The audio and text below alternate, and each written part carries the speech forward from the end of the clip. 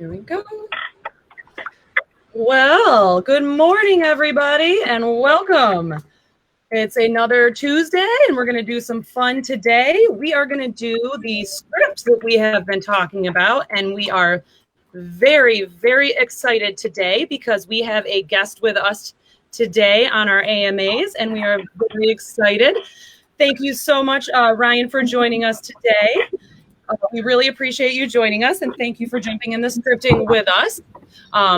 Ryan's tech stack includes Revaluate and YLopo and Follow Up Boss. And Ryan, do you have anything else you want to include in that? We really welcome you, and thank you for joining us today. I mean, that's pretty much my triple threat. I mean, add in Bomb in there too. But yeah, Revaluate was probably my newest add-on. Awesome. We love Bomb. That is so cool. Well, welcome. So we're going to do just some scripting today, and I'm just going to preface a few things for the audience today. Every single agent and market is different. So don't take the script and do it exactly. Take it and manipulate it towards you and who you're speaking to in the market that you're in. Remember that only 2% of sales are made on the first contact, so you're probably going to have to make several phone calls. It's not going to be a success with your very first one. Don't give up. Do lots of practicing. And today we're kind of just going to do a general overview of calling customers or contacts that aren't in your sphere. So these are people that don't know you yet. They don't know your brand. So this is just some general scripting that we're going to go over today. And we can always expand on this and do some more. So we're going to just jump right into it. We're going to start with who would like to be the agent, which Ryan would like to be the agent today. I think it makes more sense for him to be the agent. You are the agent. I love it. So anybody that wants to see this script, go ahead and post in the comments below, and I can send it over to you. But we're going to start. Ryan, you can pick any introduction that you want to start out with, and you guys can jump right into it. In my marketplace, whenever I answer the phone, this is Ryan, how can I help you? And everybody seems to go, hey, Frank, how are you doing? So you, Ryan Van Daele, you're going to be Frank, so it doesn't confuse everybody here. How's that? Sounds good. All right. Thanks for taking my call, Frank. This is Ryan Van Daele with eXp Realty. Do you still own the home at 6311 James Court by chance? Yeah, I still own it. What can I do for you? Well, you see, we're neighbors. I've lived in the neighborhood for about 5 years now. And I bet you've probably seen 2 or 3 homes up the street from you that have recently sold. I'm just kind of curious, are you interested in making a move anytime soon? It's funny that you called. I did notice the homes that have been selling recently. And, my wife and I were kind of talking about the other day that our kids are all just graduating this year, and we don't need all this room anymore. But I don't see any houses that we would be interested in moving to, so I don't know where we'd go if we were to sell. Okay. I mean, I was basically giving you a call to see if you wanted to take advantage of that crazy market, and we have an overflow of buyers from those homes that recently sold there because they all went multiple offers. If we could find you your next home, would you be interested in selling? I mean, as long as I got somewhere to go, it's something that we've been talking about because, we're at that stage in life where we don't need all the places for the kids to play anymore. But I'm not seeing anything out there. If you can help us find a place, though, we might be interested for sure. Yeah, absolutely. Let's get a little bit more information on what your ideal home looks like. That was easy. And there you go. That was a lay down, right? Guys.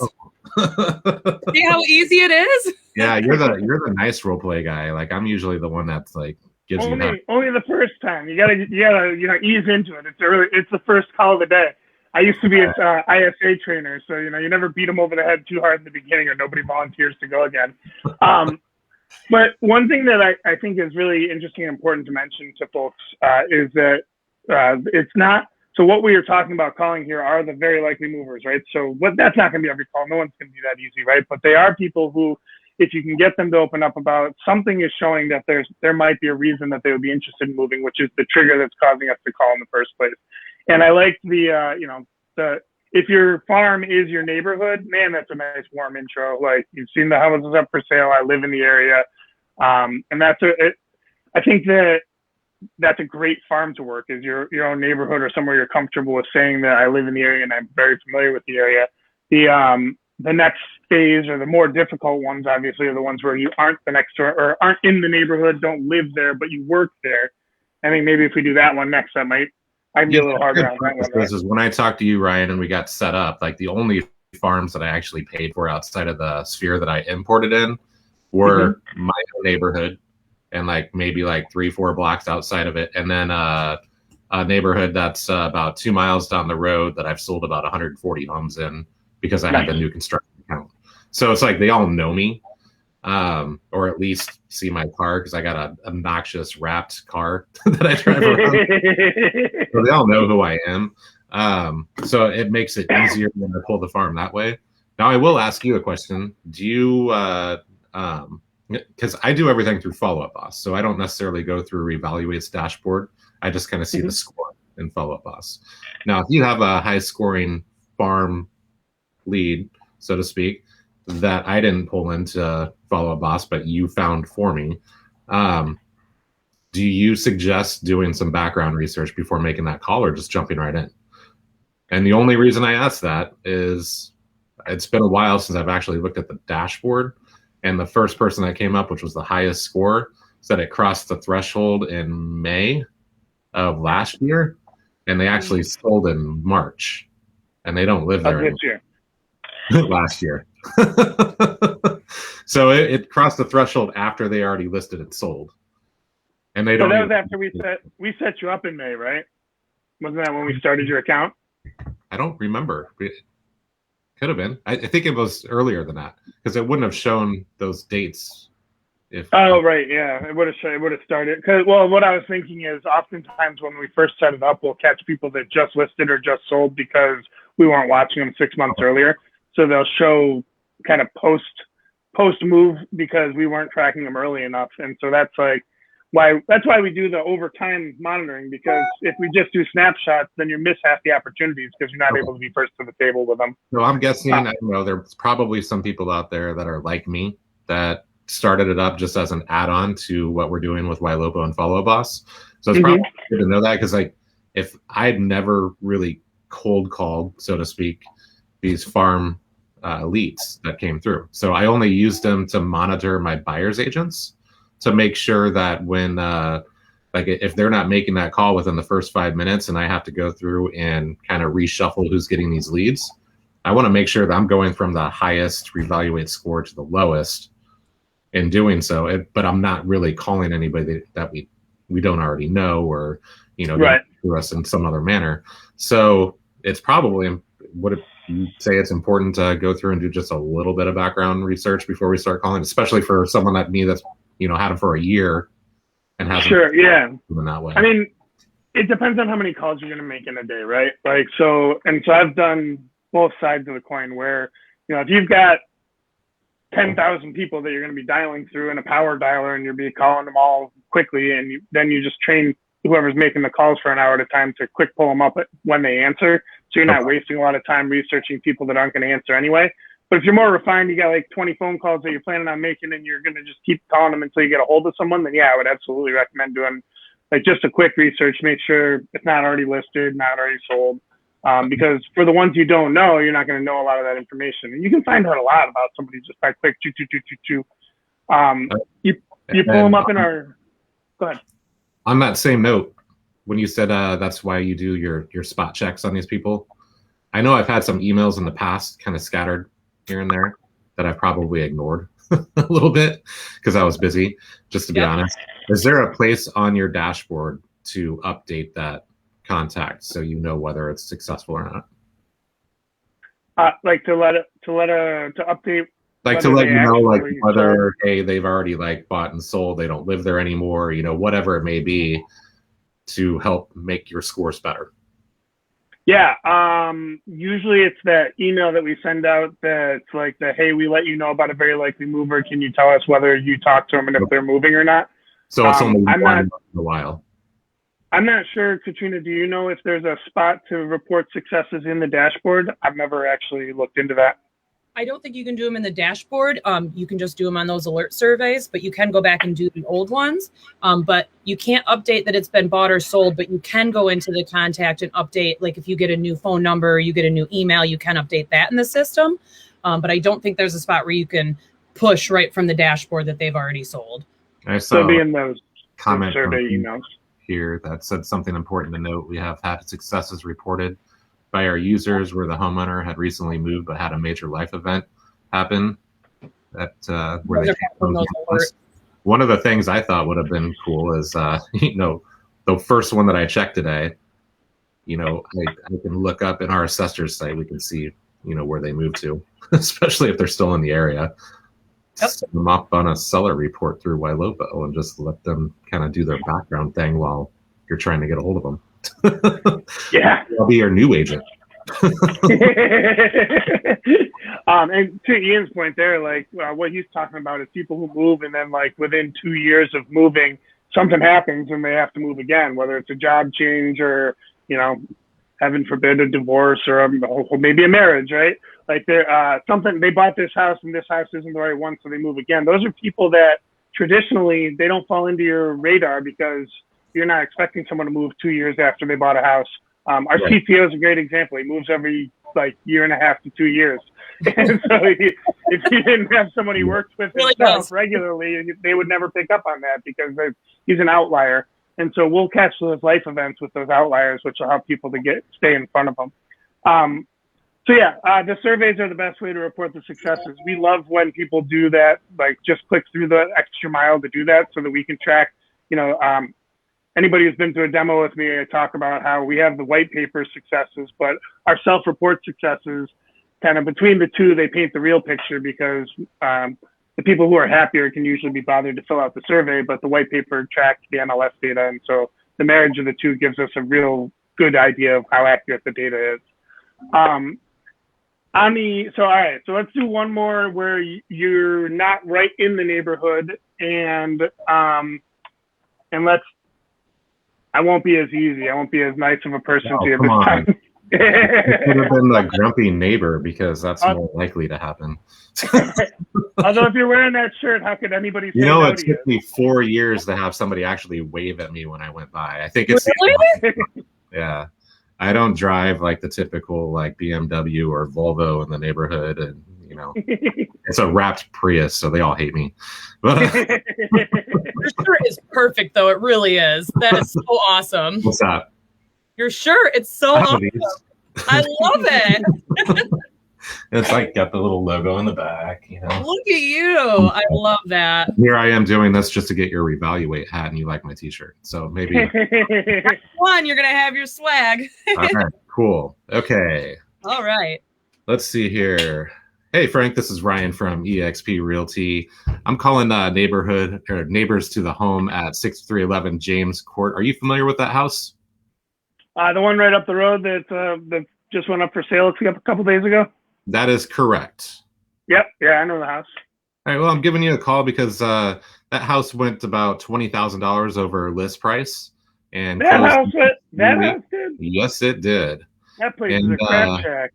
Just kind of curious, if we had a cash offer for your home today, where would you like to move to? I don't know, man. I'm pretty happy where we're at. I mean, we've lived here for going on 10 years now, and I hate moving. It's a pain in the neck, so it'd have to be a really good cash offer. Oh yeah. So, just out of curiosity, what would it take to make you move? Well, you told me that crap shack up the road went for $20,000 over asking. What were they asking for it? They're asking $420. So they got $440. I mean, I'd probably, maybe you could push me out of my house for $500, and then I could afford someone to move all my stuff to the new place without having to lift a finger. I hate moving. They're heavy objects. I'm getting old. I don't want to deal with all that stuff anymore. So what I'm hearing is like, if I come over and we deem that your house is worth $500,000 or more, and I help with a moving company to get you out of there, you're willing to take that chance? I mean, if you showed up at my front door with $500,000 in a moving truck, I would definitely have to consider it. That's for sure. Awesome. let's set a time to meet. I'd like to take a look at your place. I got Thursday, 3 o'clock or 5 o'clock available. Does one of those times work for you? So I would definitely object here, but we don't have an objection part of the script anyway. We're just trying to get to this point. So we'll make it easy on you and say, yeah, Thursday, sure, that sounds good. But for a future AMA thing, we're going to write out some objection handlers too. But for right now, this is just to help people get comfortable and warmed up to like having that kind of dialogue. So that was good. I mean, look, the main triggers in the marketplace today, right, is low inventory, houses are going fast, and I would assume, and correct me if I'm wrong, because you're out there doing this every day more than I am now, that you're hearing, where the hell would I go? And or like people get intimidated when the market's too hot. And I think that's the thing that agents oftentimes forget, because we think, and people in this industry, we think, well, yeah, you're going to get so much money, and money is the main driver for for anybody in sales. Money is a strong motivator. The problem is that if salespeople were normal, there'd be no money in it, and everybody would do it, which is why we're all cut from a slightly odd cloth. And we have to remember that when we're talking to people, that it's not always going to be money that gets them going. Now, I gave you, typical. Yeah, I think I went for the joke. You didn't even say that you were scared about where you were going. You just wanted that. So. I was just so impressed by the fact that run down up the street house went for 440. Which I mean, I've had calls where that's about what it takes, right? Like you call around a neighborhood and you're looking for that person who says anything's for sale for the right price, because those are the easy, low hanging fruit. And I think for the ones that don't lay down like that when it comes to money, the thing for any of our viewers to keep in mind is just that money's not always the motivator for everyone. We always operated in my sales teams on the Ford principle: family, occupation, recreation, and dreams. One of those four things is the reason that someone's looking to move, whether it's an upsize or a downsize, whether it's more money or less money, whether it's I want more free time and mowing this 10-acre lawn is a pain in the ass. It takes my whole weekend away from me. But staying too money motivated in our talk tracks to the consumers can be a detriment in a market like this, because it'll scare off timid people. Like my wife is a timid person. Now she loves money, so if she heard that we would double the value of our home, she would have to consider it. But that's not going to be her primary motivator most of the time. So you got to be able to kind of ask the right questions to talk their language more than just speaking the language that we're used to and comfortable with. That's my 30-second spiel on how not to sound like a over exuberant agent when you're calling people outside of just the couple of bullet points that we presented here. Yeah, I would love it if agents in general would just stop talking about how hot the market is and how scary it is to find a new place, because if we just eliminated some of those fears, we'd have houses available because people would be in rotation. So I think a lot of it's our own fault. That's a great point.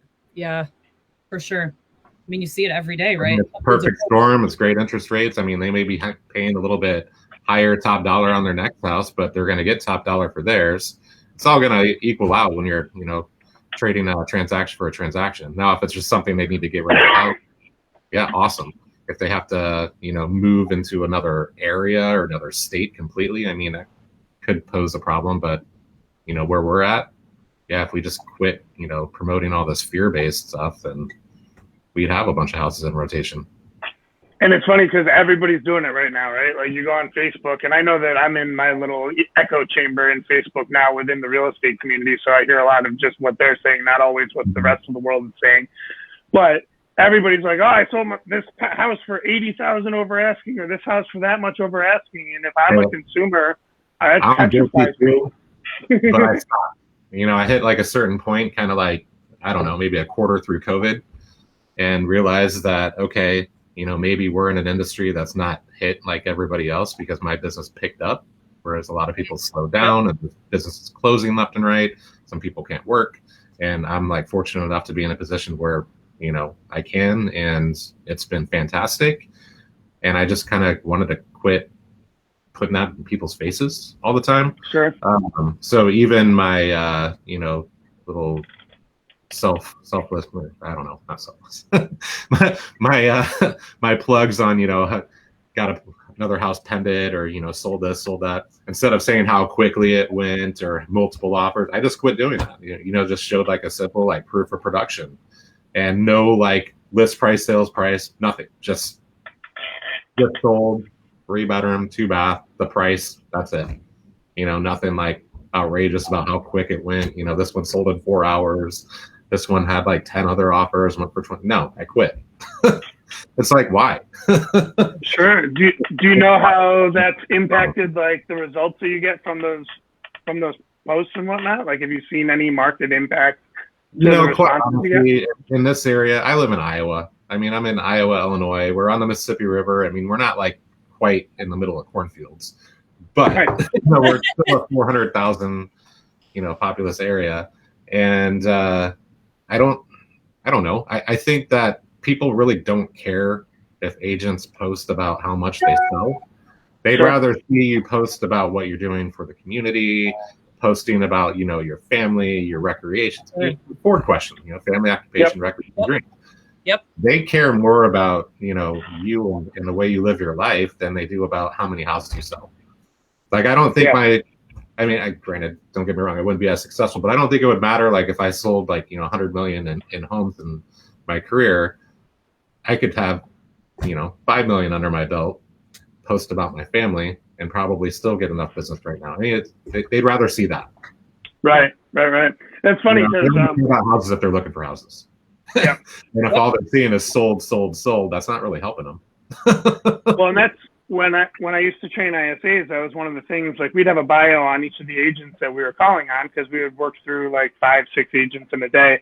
And in the bios, they had their stats at the bottom. They had their UVPs that they thought was what set them apart. I would always train people like, nobody cares about stats. Like, stats are for industry people. Like, if you call me and you say, I sold 100 homes last year, if I don't know anything about real estate, all that says to me is you worked 100 days last year. Like, what'd you do the other 265 days of the year? Now, we all know that that's not the reality of the world, but to somebody who knows nothing about real estate, that doesn't mean anything to them. Like, now I just wrote down nobody cares about stats, because I'm going to have to go revamp my website now. It's like personal stuff, bunch of stats. I mean, yeah, industry people do, and if you want referrals, you got to keep them on there, like down in the bottom. I figured website's a good place for it, not social media. Yeah, totally. So, and not in social media. Website, if you want proof of production, stuff like that. Going there for that more. Do your link tree thing, and have like your Google reviews. Have your, because I have that in. I started using High Note. Mm-hmm.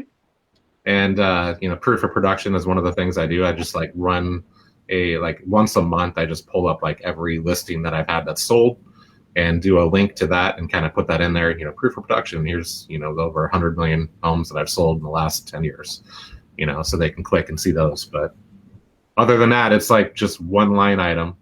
And if they want to, they can do it. I keep hearing about that. That is like the number one thing I keep hearing about lately is High Note. High Note? Yeah. Pretty nice. I got one for buyers, one for sellers. And they seem to be doing pretty well. And it helps break the ice. So I use it in conjunction with BombBomb. Cool. So I set up a kind of an intro video, because I'm sure you're familiar with Ylopo and how contact intensive they are, when it comes to their AI and us calling in the first 5 minutes, and like just keep on calling until we get a hold of the client. So I have an automatic BombBomb video that goes out to every lead that comes in, just introducing myself and my team, and just saying, hey, I know that you're going to be, getting lots of calls and text messages and emails and everything right away. I'm like, here's why. I'm like, market's crazy. Never seen anything like this. We don't want to be the reason why you lose out on the home of your dreams. So this is why we're working so hard to get a hold of you, so that when you do have it, or you do find that home, we're not too late. So, if you want it to stop, you want it to slow down, just take one of our calls, text us back, let us know where you're at in the process. If you're just looking, great, stay a while, look all you want. But the reason why we're trying to contact you is because we don't want you to miss out. And then we have that. Awesome. BombBomb that does that. And then, at least they see somebody, they got a face with the name. And then when our buyer's agents are calling, they're more apt to pick up because they got that message right away. Yep. No, that's great. That's so much better than like just barraging people with phone calls and no voicemails. I mean, that's we still do. Don't get me wrong. right. Of course. But at least they know why. Land and sea. And they've seen you at least once where they're like, oh, this is the guy that keeps calling me. So if they're ignoring you, at least they know who they're ignoring. Yeah. They're like, hey, I'm not your next client. Yeah. Do you wear that shirt in the Bomb Bomb video? I gotta think. Like, I don't know. I might have. I don't know. I got like 10 of them. So yeah, probably was wearing it. Awesome. Well, this has been so awesome. And Ryan, we really, really appreciate you joining us today. We really do. And thank you. And I hope that your air conditioning gets all worked out. I hope you're not He's upstairs. I heard my wife come home, so she let him in. Awesome. In the room next to me, so it should be good. Cool. Just in time to go to Puerto Rico, right? Yeah. I can't wait. I've never been to Puerto Rico. You should go, man. Actually, don't. Tell everybody it sucks. You know, keep all these gringos from moving there, so you know there's still a fairly cheap place for me to buy one of these days. For sure. All right, man. Well, thank you guys, and to the audience, comment below if you want the script, and if you would like to join us on another one of these, and you want to get a sweet hat like we're going to send over to Ryan for joining us today. Let us know. Comment below. Thank you. And I'll get my HomeBot shirt. I'll get my Revaluate hat. Yes. Hey, you know, one day. I haven't earned any of it either, so man. All right, you guys have a good time. You good day. too. Thanks, man. Tuesday.